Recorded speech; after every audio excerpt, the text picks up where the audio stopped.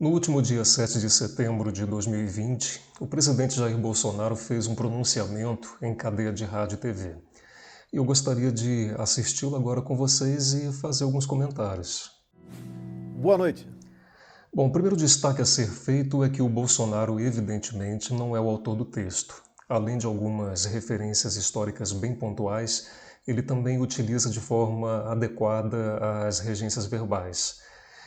E não há nenhum problema, já que dificilmente um chefe de executivo é o autor de seus próprios pronunciamentos. Naquele histórico 7 de setembro de 1822, às margens do Ipiranga, o Brasil dizia ao mundo que nunca mais aceitaria ser submisso a qualquer outra nação e que os brasileiros jamais abririam mão da sua liberdade. Ele tem um jeito rígido de ler, com a pontuação marcada de forma confusa, um pouco sem ritmo. E essa é uma evidência de um indivíduo que não é habituado à leitura. A identidade nacional começou a ser desenhada com a miscigenação entre índios, brancos e negros. Posteriormente, ondas de imigrantes se sucederam, trazendo esperanças que em suas terras haviam perdido. Religiões, crenças, comportamentos e visões eram assimilados e respeitados. Essa é uma visão que não corresponde à realidade e se baseia em mais uma das ideias tortas do bolsonarismo, que tenta vender aos brasileiros a concepção de que não existe preconceito no Brasil, que tudo não passa de mimimi de quem deseja receber privilégios do Estado. O Bolsonaro disse em diversas ocasiões que grupos que lutam por reconhecimento, que clamam por igualdade, pelo acesso aos seus direitos, estão em busca de uma mata e que tem que acabar com isso daí, tá ok? O Brasil desenvolveu o senso de tolerância. Os diferentes tornavam-se iguais. É uma maneira de defender a efetividade da tal da meritocracia, que é o conceito que extermina com o princípio da igualdade em seu molde material, já que apenas pessoas iguais deveriam ser tratadas de forma igual, já que apenas elas têm a possibilidade de alcançar o mesmo objetivo partindo do mesmo princípio. O legado dessa mistura é um conjunto de preciosidades culturais, étnicas e religiosas, que foram integradas aos costumes nacionais e orgulhosamente assumidas como brasileiras.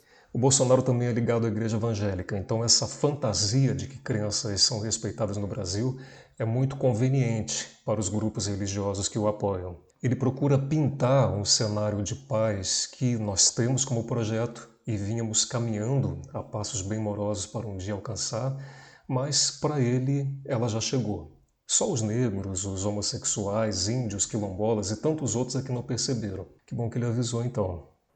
Já no século XX, durante a Segunda Guerra Mundial, a Força Expedicionária Brasileira foi à Europa para ajudar o mundo a derrotar o nazismo e o fascismo.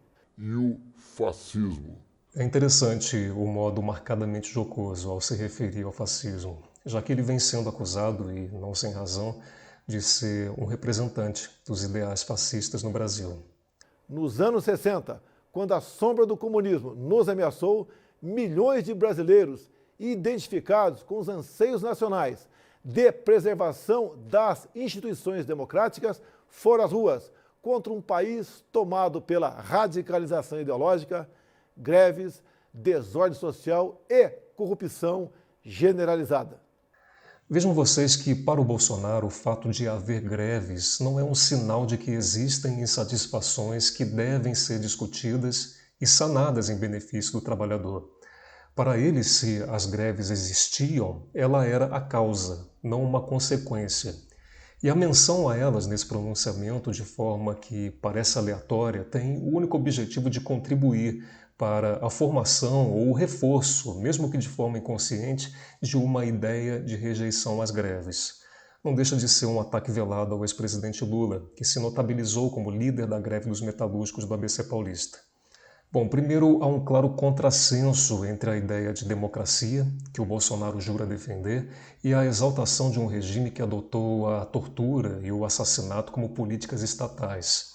Ele já se declarou favorável à tortura em diversas ocasiões, dedicou seu voto favorável ao impeachment da presidente Dilma à memória do coronel Brilhante Ustra, que foi o responsável pelas sessões de tortura a que ela foi submetida quando esteve presa. Bom, comunismo. Eu venho dizendo que essa é a forma mais eficiente de plantar o medo na mente dos mais vulneráveis a certas ideias, já que todos, absolutamente todos que temem o comunismo, que lutam contra o comunismo, que o maldizem, que desejam um país livre do comunismo, que veem comunistas em todos aqueles que colocam o senso de humanidade acima de paixões políticas e por isso repudiam o Bolsonaro, não fazem a menor ideia do que ele significa. Bolsonaro também não sabe, mas é um discurso que vem sendo reverberado desde os tempos do regime militar.